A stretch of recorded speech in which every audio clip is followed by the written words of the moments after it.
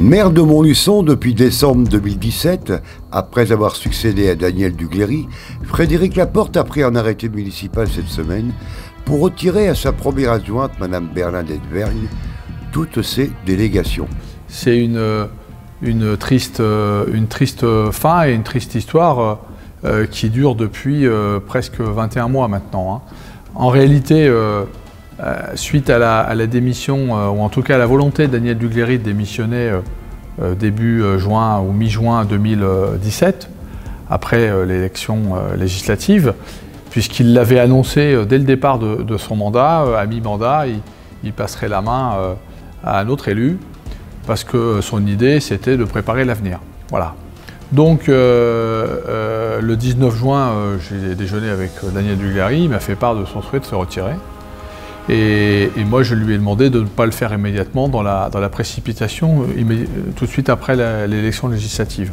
Entre-temps, Bernadette Vergne imaginait qu'elle serait maire, puisque traditionnellement, quand un maire démissionne, c'est fréquent que son premier adjoint lui succède. Ce n'est pas systématique, mais c'est vrai que c'est assez fréquent. Mais ça ne faisait pas partie des projets de Daniel Dugléry. Il préférait quelqu'un de plus jeune, encore une fois, pour préparer l'avenir. Au départ, j'étais la personne qui l'a sollicité, mais il y a eu un autre concurrent, je pense très largement soutenu, notamment par Bernadette Vergne, qui était, et je le conçois tout à fait, très déçu, voire même un peu plus, par le fait que Daniel Dugléry ne l'ait pas choisi pour lui succéder. Il y a eu une campagne interne, comme toutes les campagnes, pas forcément facile à mener. On l'a vu dans les différents partis politiques ces dernières années qui ont souhaité, j'allais dire, faire des élections primaires, pour des élections présidentielles notamment.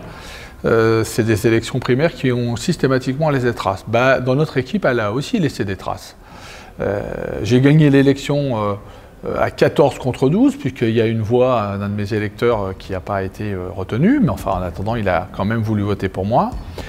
Et après, par souci de cohérence, et parce que je suis quelqu'un de profondément honnête, il fallait recoller les morceaux et que l'équipe soit unie. Donc j'ai immédiatement proposé à Mme Vergne d'être ma première adjointe. Ce qu'elle a accepté sans sourciller, ça a été fait extrêmement rapidement. Et ce qui se passe, si vous voulez, c'est qu'on voit que les choses, malheureusement, ne se sont pas beaucoup améliorées depuis le 14 décembre 2017. Alors, très rapidement, je crois que c'est dès la semaine suivante, le 22 décembre, autant que je me souvienne, il y a eu un deuxième conseil municipal. Au cours de ce conseil municipal, ou préalablement à ce conseil municipal, il y a des élus qui ont souhaité faire un document dans lequel l'ensemble des élus de majorité s'engageaient. Donc ce que je veux vous dire par là, c'est que je ne suis pas du tout à l'initiative de ce document, je n'ai rien voulu laisser faire signer par aucun élu. Voilà, donc ça c'est la première chose. Ensuite, depuis janvier 2018, il y a eu un certain nombre de choses qui se sont déroulées, et notamment ces derniers mois, des gens, des citoyens, montluçonnais, sont venus nous voir, Daniel Dugléry et moi, pour nous indiquer qu'ils avaient été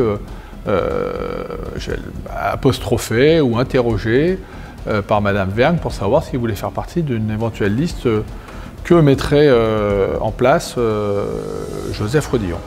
Et puis, dans les quartiers, dans des associations, régulièrement, on avait des remontées d'informations sur des propos désagréables envers l'équipe municipale.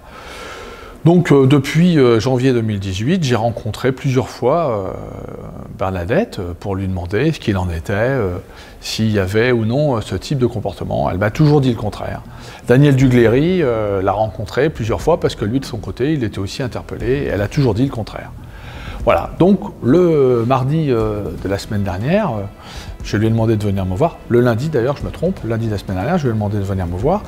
Et on a discuté de ça et elle m'a une nouvelle fois dit le contraire. Et là, je lui ai dit, donc tu ne t'engageras pas par écrit sur le fait que tu n'as pas tenu ces propos. Et elle m'a dit non. Voilà.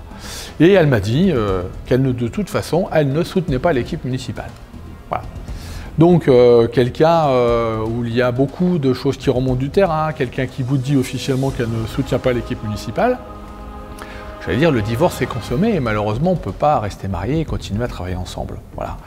Donc, ce n'est pas une décision brutale qui a été prise mardi la semaine dernière, c'est suite à un long travail, des discussions, des entretiens, et on arrive à un moment donné, le divorce est consommé, encore une fois, la rupture est réelle, donc on arrête de travailler ensemble, parce qu'il y en a d'autres qui veulent travailler, et d'autres qui ont soutenu Joseph Rodillon à un moment donné, et qui aujourd'hui sont pleinement investis dans le travail de la groupe majoritaire au conseil municipal.